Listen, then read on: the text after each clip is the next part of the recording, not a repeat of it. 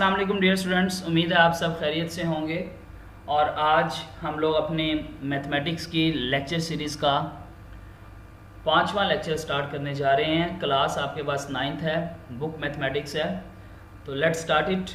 Start करने से पहले अगर आपने मेरा चैनल अभी तक सब्सक्राइब नहीं किया तो काइंडली इसे सब्सक्राइब कर लें और साथ ही बेल के आइकॉन को भी क्लिक कर लें ताकि हर आने वाली न्यू अपडेट, नई वीडियोस आप तक पहुंच सके।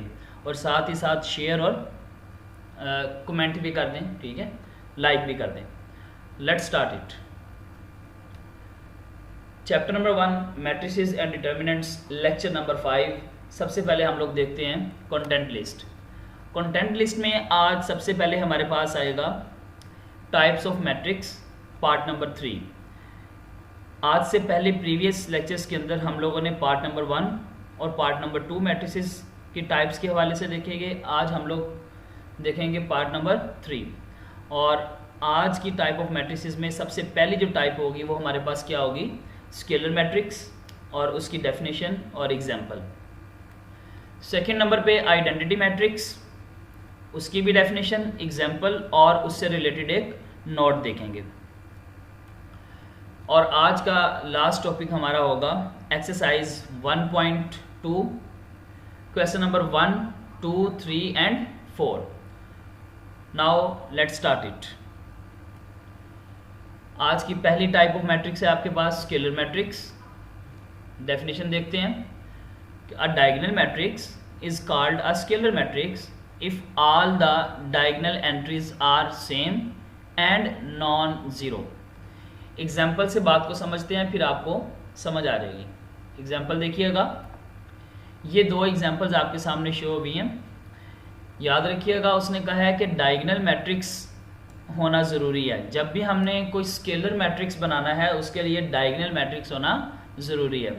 डायगोनल में क्या होता है, डायगोनल की एंट्रीज के अलावा, मतलब डायगोनल के ऊपर भी और डायगोनल के नीचे भी, वो सारे के सारे ज़ीरो होने चाहिए। अगर ज़ीरो होंगे तो वो डायगोनल मैट्रिक्स कहलाएगा। तो एग्जाम्पल नंबर 1 में भी आप देख लें, एग्जाम्पल नंबर 2 में भी आप देख लें, तो ये सारे आपके पास क्या हैं, डायगोनल मैट्रिक्स हैं। अब देखिएगा स्केलर मैट्रिक्स को मज़ीद आगे बढ़ते हैं कि डायगोनल की एंट्रीज अगर सेम हो गई, जैसे आपको नज़र आ रहा है के, डायगोनल की एंट्रीज अगर आपके पास क्या हो गई, सेम हो गई, तो मैं क्या कहूँगा कि ये डायगोनल मैट्रिक्स क्या है, एक स्केलर मैट्रिक्स है। अब यहाँ पे एक एग्जाम्पल में मैंने लिखा हुआ है कि where k is a constant but does not equal to 0 and 1, कि के जो सा है उसकी जगह पे 0 भी नहीं आ सकता और 1 भी नहीं आ सकता। इसकी क्या रीज़न है, हम लोग आगे जाके अभी अगली डेफिनेशन में देखेंगे। जैसे आपके पास, चले मैं 0 का तो बता देता हूँ कि अगर के की जगह पे 0 आ गया तो वो सारे का सारा मैट्रिक्स नल मैट्रिक्स कहलाएगा। हम लोगों ने प्रीवियस लेक्चर के अंदर उसको देखा था। 1 की क्या रीज़न है 1 नहीं होना चाहिए, वो मैं अगली डेफिनेशन में आपको बताऊंगा। दूसरी एग्जांपल में भी देखिएगा कि जो डायगोनल एंट्रीज हैं आपके पास वो क्या है, सेम है। डायगोनल एंट्रीज क्या है, सेम है, 3 3 3 डायगोनल एंट्रीज आपके पास सेम है। तो ये आपके पास एक स्केलर मैट्रिक्स हो गया।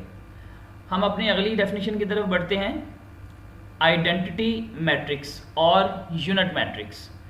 आइडेंटिटी मैट्रिक्स का दूसरा नाम होता है यूनिट मैट्रिक्स। आइडेंटिटी मैट्रिक्स का दूसरा नाम क्या है, यूनिट मैट्रिक्स। मैं ये साथ में इरेज कर देता हूं। इसकी डेफिनेशन देखिएगा, a diagonal matrix is called identity और unit matrix if all the diagonal entries are 1। इसकी भी एग्जांपल देखिएगा। तो डेफिनेशन में हमें ये कह रहा है कि अगर आपने आइडेंटिटी या फिर यूनिट मैट्रिक्स बनाना है तो उसके लिए भी ज़रूरी है कि वो मैट्रिक्स क्या हो, पहले डायगोनल हो। तो देखिएगा ये पहले डायगोनल है क्योंकि इसकी डायगोनल की एंट्रीज के अलावा बाकी सारी एंट्रीज क्या हैं, वो 0 हैं।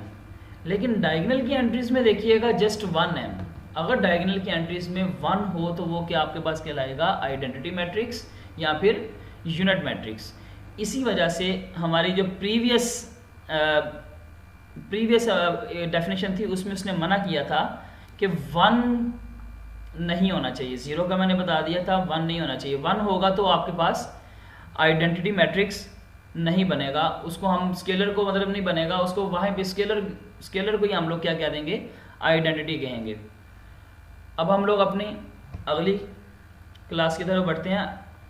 आगे एक नोट है, इम्पोर्टेंट है। नोट का पहला पॉइंट है आपके पास कि डायगोनल मैट्रिसेस आइडेंटिटी मैट्रिक्स को हम लोग आई से शो करते हैं। जितने भी आइडेंटिटी मैट्रिक्स होते हैं वो किसी भी ऑर्डर के हों, उनको हम आई से शो करेंगे। दूसरा नोट है कि a scalar and identity matrix are diagonal matrix. जितने भी स्केलर मैट्रिक्स होते हैं, जितने भी स्केलर और जितने भी आइडेंटिटी मैट्रिक्स होते हैं वो सारे के सारे क्या होते हैं, वो डायगोनल होते हैं। बट तीसरा नोट ये है कि diagonal matrix is not a scalar और आइडेंटिटी मैट्रिक्स। यहाँ पे होना चाहिए था मे बी स्केलर और आइडेंटिटी, कि डायगोनल मैट्रिक्स जो से हैं वो आपके पास स्केलर मैट्रिक्स हो भी सकते हैं, आइडेंटिटी मैट्रिक्स हो भी सकते हैं और नहीं भी हो सकते। उनके लिए डायगोनल के लिए कंडीशन होना ये ज़रूरी नहीं है, ठीक है। लेकिन जो भी आपके पास स्केलर और आइडेंटिटी होगा वो लाजमी डायगोनल मैट्रिक्स होगा। अब हम लोग अपने एक्सरसाइज 1.1 की तरफ बढ़ते हैं। क्वेश्चन नंबर 1 है आपके पास, उसकी स्टेटमेंट है from the following matrices identify unit matrix, row matrices, column matrices and null matrices. कुछ मैट्रिक्स आपको दिए गए हैं, नेमली A B C D E F। इनको आपने बताना है कि इनमें से कौन कौन सा यूनिट मैट्रिक्स है, रो मैट्रिक्स है, कॉलम मैट्रिक्स है एंड नल मैट्रिक्स है। सॉल्यूशन देखिएगा, जैसे सॉल्यूशन आपके सामने शो है कि जो A मैट्रिक्स है वो एक नल मैट्रिक्स है, क्योंकि A मैट्रिक्स की तमाम एंट्रीज क्या हैं, 0 हैं। तो मैं कहूँगा कि A मैट्रिक्स मेरे पास क्या है, एक नल मैट्रिक्स है। B मैट्रिक्स के बढ़ते हैं तो B मैट्रिक्स मेरे पास एक रो मैट्रिक्स है, क्योंकि इसके अंदर सिर्फ एक ही रो है, और ऐसा मैट्रिक्स जिसके अंदर सिर्फ एक ही रो हो उसे हम लोग क्या कहते हैं, रो मैट्रिक्स। C मैट्रिक्स आपके पास एक कॉलम मैट्रिक्स है, क्योंकि इसके अंदर सिर्फ एक ही कॉलम है। D मैट्रिक्स आपके पास एक आइडेंटिटी मैट्रिक्स है, क्योंकि इसके जो डायगोनल एंट्रीज हैं वो आपके पास क्या हैं, वो 1 है।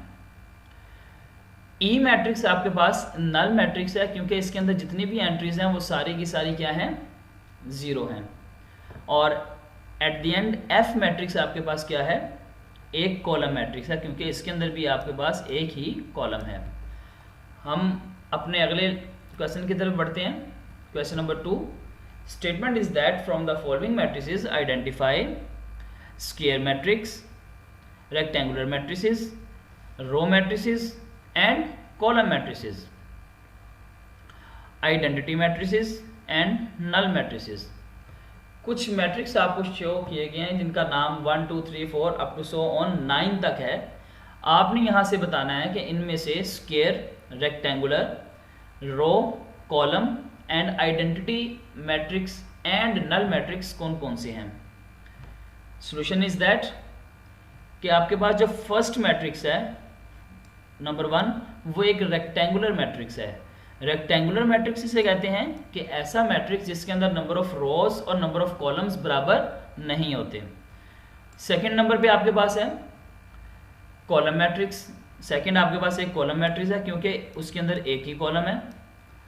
थर्ड नंबर पे आपके पास एक स्क्वायर मैट्रिक्स है, क्योंकि नंबर ऑफ रोज और नंबर ऑफ कॉलम्स क्या हैं, इक्वल हैं।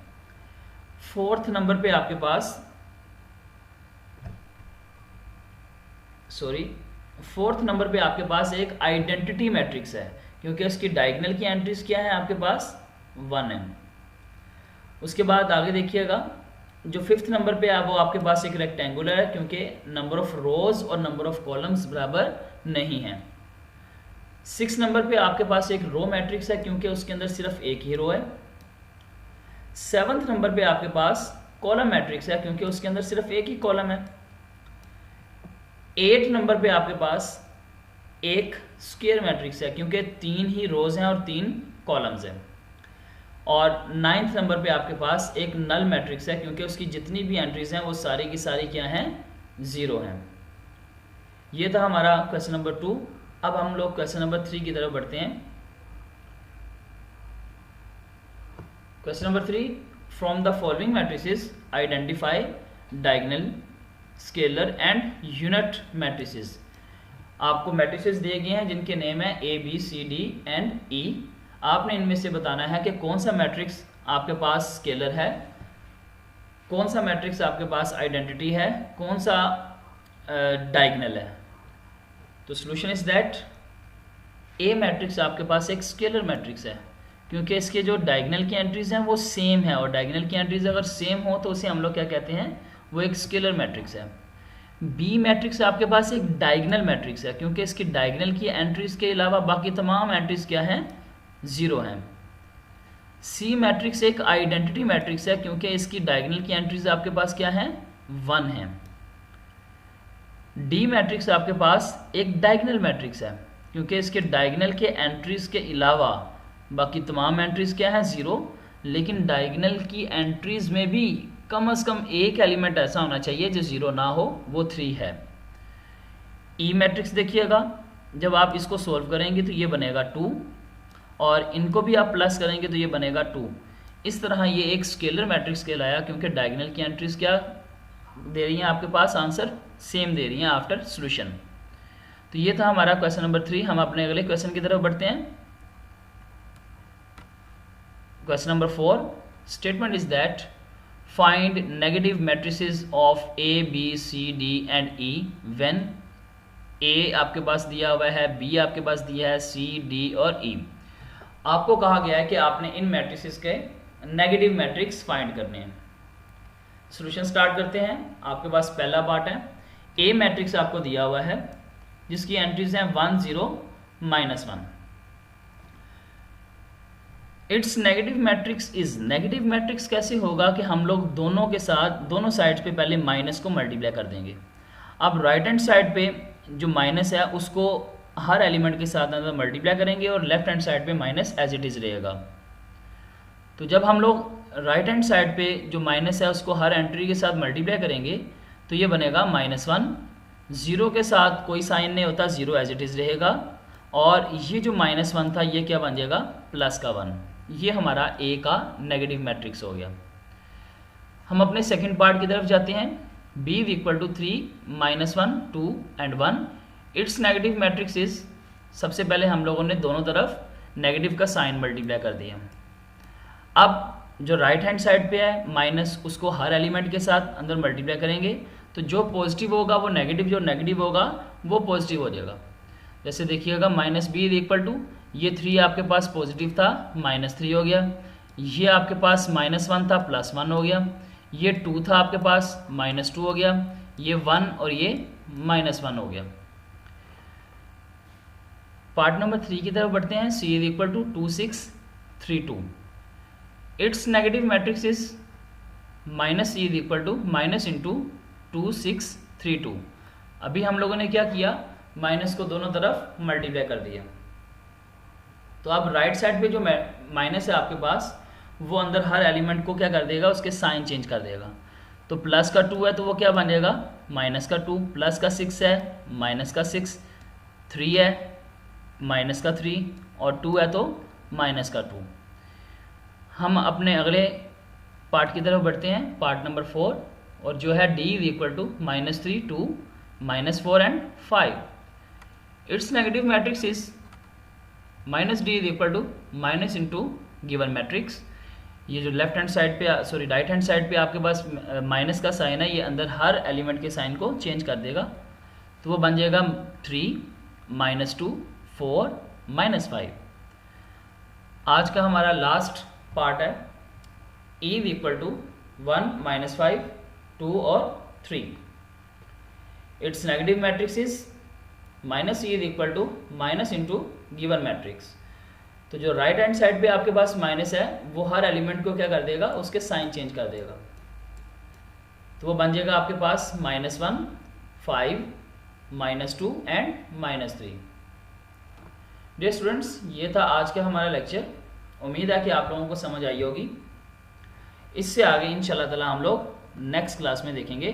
खुदा हाफिज़।